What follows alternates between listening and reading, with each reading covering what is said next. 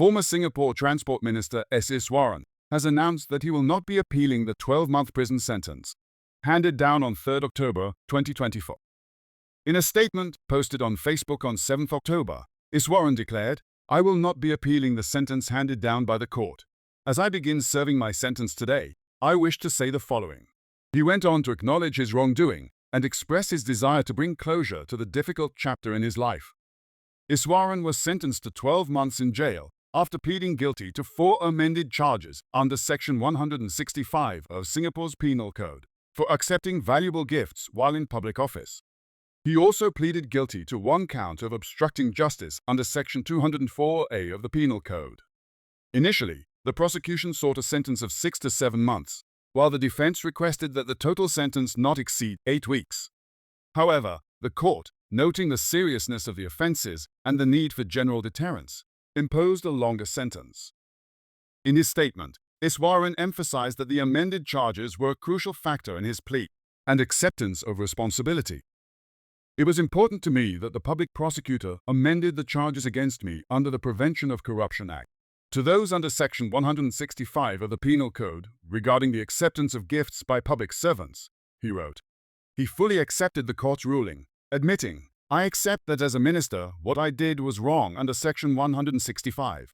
I accept full responsibility for my actions and apologise unreservedly to all Singaporeans." Iswaran is scheduled to surrender at 4 p.m. on 7 October 2024 at the state courts to begin his sentence. The court granted his request for a brief delay following his sentencing on 3 October. Iswaran's legal troubles began with an investigation that revealed he had accepted gifts worth over 400,000 Singapore dollars from prominent businessmen, including Ong Beng Seng, chairman of Singapore GP, and David Lam Kok Seng, managing director of Lam Chang Holdings. These benefits, such as private flights and other luxuries, were received while Iswaran was holding public office, including his role as the chairman of the Formula One Steering Committee.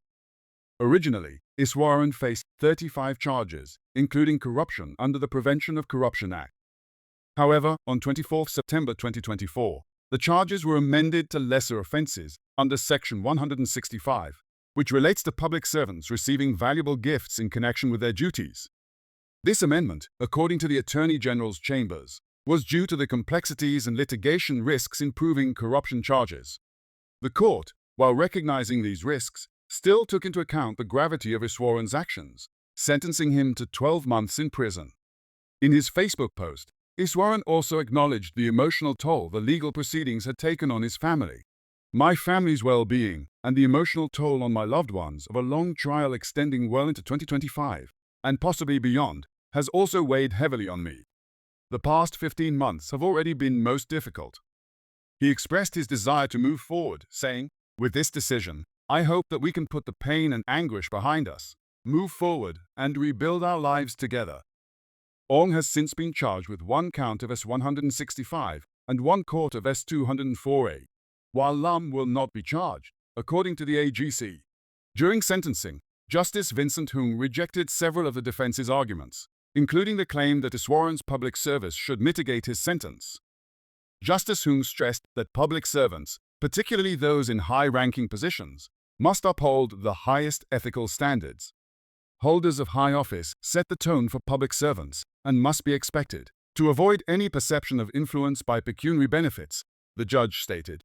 He also noted that Iswaran's decision to plead guilty only after the charges were amended did not demonstrate sufficient remorse. Despite the 12-month sentence, it is unlikely that Iswaran will serve the full term.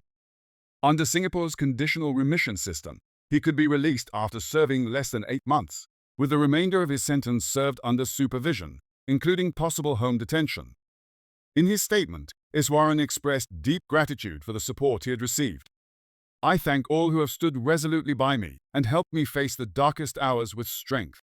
I am so very touched by my family's love, prayers, and support. I am indebted to my friends and grassroots leaders for their unstinting support, faith, and encouragement."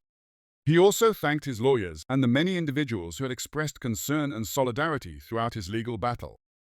Reflecting on his decades-long career in public service, Iswaran called it the greatest honor of my life and acknowledged the end of this chapter with both gratitude and hope for the future. As this chapter of my life comes to a close, my family and I look to the future with gratitude and renewed hope, he wrote.